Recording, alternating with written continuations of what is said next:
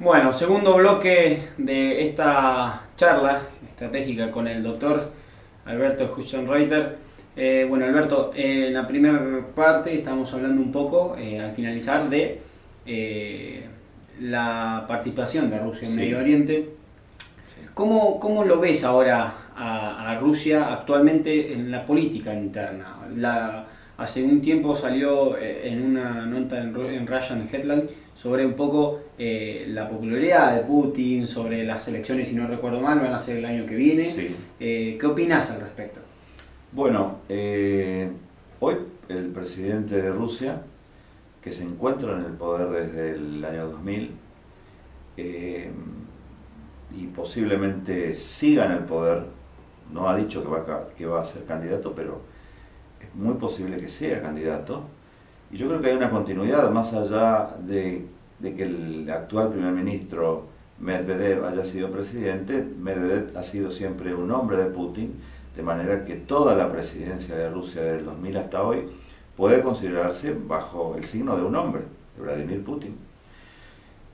Putin concentra hoy importante consenso en Rusia y el nivel de aceptación es superior al 75%, de manera que si hoy se realizaron elecciones, otra vez Putin sería reelegido. Y si es reelegido, va a cumplir al frente del poder de Rusia un cuarto de siglo prácticamente, que es el tiempo en el que estuvo al frente de la Rusia zarista Alejandro I desde 1800 a 1825. De manera que es un periodo extenso, pero los líderes en Rusia han gobernado Rusia por periodos extensos, de manera que esto no es ninguna novedad, como tampoco es novedad que el régimen se base en lo que se denomina una verticalidad de poder o un consenso Putin, es decir, existe ya una restricción de la democracia como la concebimos nosotros, pero tratándose Rusia de un actor estatal cuyas dimensiones lo hacen diferente al resto de los países, puesto que Rusia no es solamente un país, es un país continente. Hay pocos países continente para utilizar el término de Ratzel, ¿no? China es otro, Estados Unidos es otro, obviamente India es otro, Argentina y Brasil en América Latina son países continentales, son algo más que países en materia de dimensiones, o sea, se proyectan a lo largo y a lo ancho de un espacio muy importante. Y esto también tiene que ver con la propia seguridad de los países, porque una cosa es la formación o la ubicación que tiene Estados Unidos en el mundo, prácticamente resguardado por los océanos, y otra cosa es Rusia, o China, puesto que Rusia es un país que limita al menos con 16 países, lo que implica también un factor de inestabilidad. Esto me parece importante decirlo porque a veces se piensa que Rusia, por ser un actor muy grande en materia de superficie, es fuerte. Cuidado, porque a veces la fortaleza no hay que medirla por lo que uno ve en el mapa, sino por varias cuestiones. Por ejemplo, los conflictos que tiene con países vecinos, puesto que hay muchos frentes. No es lo mismo tener los océanos como muros y estar aislados geopolíticamente en el mundo, desde el punto de vista de la seguridad, que limitar con 16 países. De manera que hay un factor allí que tiene que ver también con el control territorial. Y el control territorial en Rusia se logra a partir de una centralización del poder. De manera que allí el tema de la verticalidad del poder, uno podría decir que está justificada, no existió nunca una forma diferente en materia política, salvo en los años 90, cuando estuvo al frente de Rusia Yeltsin, pero el país fue prácticamente un caos, al punto que el presidente Clinton entonces dijo que la única posibilidad que tenía Rusia de influir en la política internacional eran las mismas posibilidades que tenía el hombre de vencer la ley de gravedad. Para que te dé una idea de lo lateralizada que estuvo Rusia en la década del 90. Putin vino un poco a poner orden en la casa, pactó con los poderes fácticos, estos son los poderes económicos que en la década del 90 controlaban a los hombres con poder, o sea, los hombres con dinero controlaban a los hombres con poder. Putin logró quebrar esta ecuación de control por parte de los poderes fácticos y de alguna manera logró un control interno de Rusia. Eso, sumado a la proyección de poder que logró y de alguna manera revirtió el avance de Occidente frente a Rusia, repito, desde el fin de la Guerra Fría, lo colocaron con un alto nivel de aceptación popular. Por supuesto que existen nuevas capas de Rusia en materia de la sociedad, y hoy aquellos que hoy tienen 20 años, 18 años, tienden a criticar el régimen autocrático. Pero también existen formas de equilibrar esto a partir de la misma Rusia Unida, que es el partido que está en el poder, y de manera que yo creo que no hay amenaza hoy para el presidente ruso a la hora de la pugna electoral. Yo creo que va a ser reelegido y bueno, no sé qué puede pasar después, pero hoy el Rusia Unida concentra el poder en Rusia. Saliendo de Rusia, pasamos a Estados Unidos. Sí. Donald Trump, el controvertido Donald Trump. ¿Cómo ves si hay política exterior, ¿no?, que esté aplicando? ¿Cómo la ves? En comparación un poco a lo que venía haciendo Obama, ¿cómo lo ves la nueva gestión de Donald Trump en Estados Unidos? Yo creo que no hay una política exterior pensada en Estados Unidos, y esto se puede ver, ¿no? Lo que sí existe es una tradición sin ambages por parte del mandatario norteamericano a la hora de definir los intereses nacionales primero. Esto me parece que es más que evidente en la política exterior norteamericana. Yo considero que existen, de los varios niveles que existen en materia de despliegue de política exterior, Donald Trump está practicando una suerte de aislacionismo por un lado, pero por otra parte intervencionismo. O sea, no es un líder que ha elegido la vía aislacionista, aunque en algunos segmentos del orden interestatal, particularmente en materia de cambio climático, fue hacia el aislacionismo y rompe por lo tanto con este régimen, pero en otros mantiene la intervención. Por ejemplo, frente a Rusia, por ejemplo en el escenario de Medio Oriente y Golfo Pérsico, puesto que en el reciente viaje que ha hecho Donald Trump ha renovado la vieja alianza con Arabia Saudita. No hay nada nuevo aquí. Lo que ha hecho Donald Trump es renovar esta alianza estratégica que viene ya de la Segunda Guerra Mundial, y de manera que aquí hay una continuidad. Y por otro lado, una continuidad en relación a Israel. Ha respaldado nuevamente las políticas de Israel en la región, de modo que tampoco hay demasiado nuevo. Lo nuevo se ve en el eje atlántico o europeo. Yo creo que aquí sí hay una postura casi de ruptura por parte del mandatario republicano, puesto que le está diciendo a Europa: señores, háganse cargo de la visión estratégica, pero sobre todo del gasto militar. Nosotros no vamos a seguir manteniendo, no vamos a seguir colocando dinero en Europa para la mantención de sus estructuras militares. Cuando tenemos demandas internas, ¿no? Claro. Mencionaste Israel, el apoyo que tiene muy fuerte de parte de los Estados Unidos. Sí. ¿Crees que hay posibilidades de que se resuelva el conflicto palestino-israelí con todos estos condimentos que comentabas anteriormente sobre Medio Oriente? Mira, Gonzalo, yo creo que en esta situación de Medio Oriente y Golfo Pérsico, que es una zona casi irreductible en materia de conflictos, porque uno puede pensar que puede haber algún tipo de encauzamiento en los conflictos en el Asia-Pacífico, es posible negociaciones. Uno puede pensar que es posible la negociación en el conflicto centro-oriental a partir que tiene a Ucrania como el centro de la crisis, pero en Medio Oriente es difícil pensar que pueda haber algún tipo de solución, porque la naturaleza del conflicto israelo-palestino es de una naturaleza casi irreductible. O sea, las concepciones geopolíticas que mantiene Israel prácticamente llevan a que los resultados, por ejemplo, de la Guerra de los 6 días en 1967, no sean modificables en cuanto a las ganancias de Israel.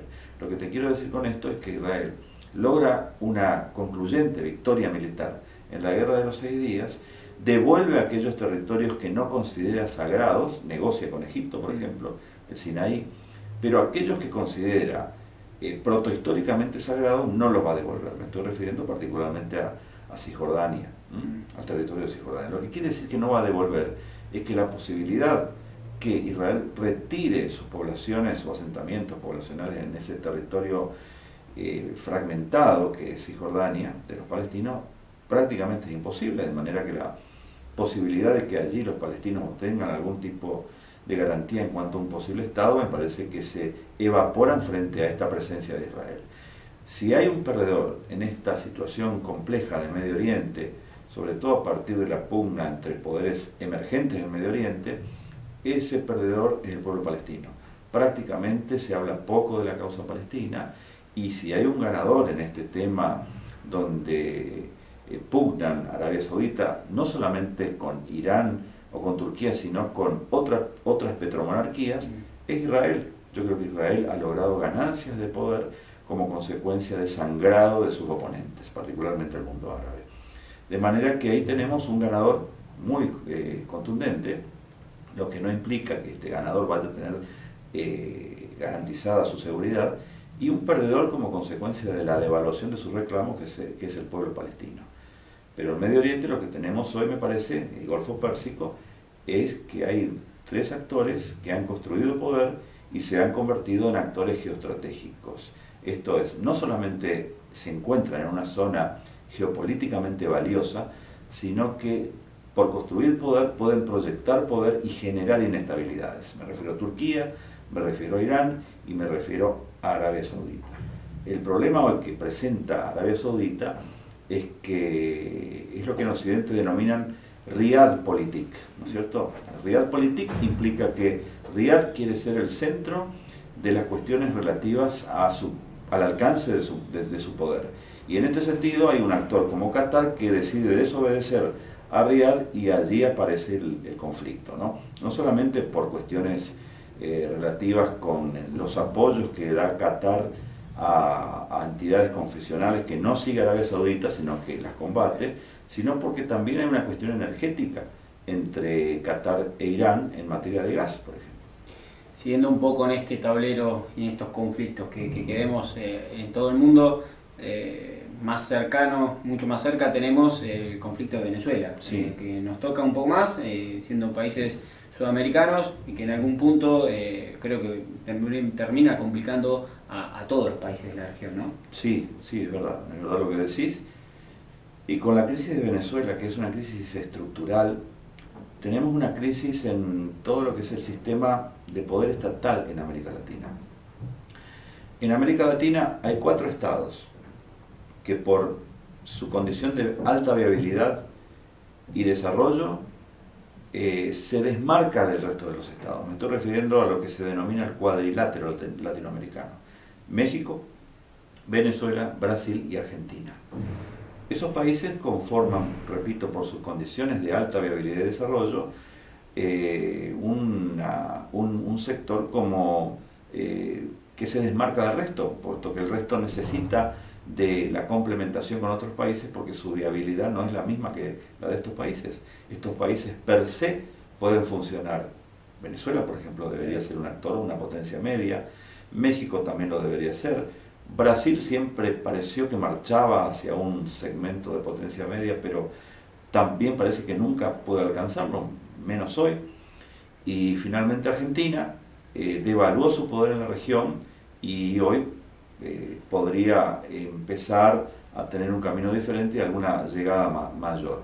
Pero los 4 países están en crisis. En el caso de Venezuela particularmente, yo creo que el régimen actual ha tirado por la ventana el presente y el futuro de Venezuela, puesto que la renta petrolera en ese país podría convertir a Venezuela en una potencia media y no lo es. Y se ha deslegitimado el régimen. Este es el punto que hay que comprender.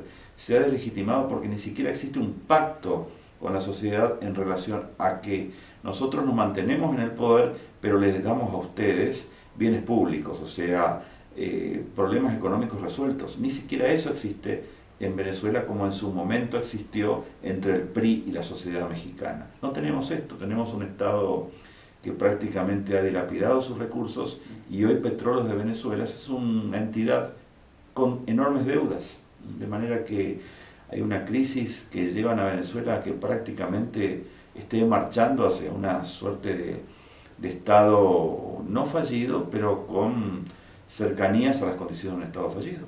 Bien, para ir cerrando ya esta charla, a la cual le agradecemos nuevamente a Alberto, la última pregunta es, ¿Cómo ves la política exterior de Argentina? ¿O qué le falta? Bueno, lo primero que veo es que Argentina de alguna manera ha recentrado la política exterior. Por varios años Argentina no solamente no estuvo en el mundo, sino que dejó de estar en la región. De manera que hubo allí un fuerte desatino por parte de aquellos que llevaron adelante el manejo de la diplomacia, y Argentina prácticamente se ha enemistado con actores con los que nunca debieron enemistarse. En este sentido, yo lo que encuentro es que Argentina ha recuperado un poco el centro de lo que debe ser una diplomacia, particularmente en la región. Ahora, quizá lo que no está existiendo o existe de una manera restringida es la visión de que el mundo finalmente es un grabado, no es solamente una parte. Y yo creo que Argentina aún tiene muchas esperanzas en el espacio Atlántico Occidental, y el espacio Atlántico Occidental es importante, ha sido más importante y continuará siendo importante, pero ya no es único. Hay otras posibilidades, hay otros espacios desde donde puede venir capital, que es lo que necesitamos, y no necesariamente de aquí, de esta región que acabo de citar, el eje Atlántico Europeo. Y esto lleva a que uno piense, por ejemplo, que la ex ministra de Relaciones Exteriores quizá tenía una visión un poco más amplia, más allá de la concentración de ella en el mundo de Naciones Unidas y Occidente, pero ella creo que nunca pensó que podía funcionar la relación entre Mercosur y la Unión Europea, y creo que si pensó realmente esto, pensó con razón. De modo que en parte quizás su alejamiento obedeció a que ella tiene esta hipótesis que me parece certera. Bien, bueno, Alberto, agradecerte por esta posibilidad, esta primera entrevista que hace este sitio soberaniadigital.com.ar, que los invito a que se metan, a poder leer las notas. El doctor, tenemos la posibilidad de que el doctor nos envía las notas cada tanto, así que tenemos ese gran honor de tenerlos como columnista al doctor Alberto Hustenreuter. Así que bueno, como les dije, agradecerle al doctor y los invito para la próxima charla estratégica, que bueno, seguramente veremos en el día a día cómo sigue, así que les agradezco y nuevamente al doctor. Gracias a vos, Gonzalo. Hasta luego.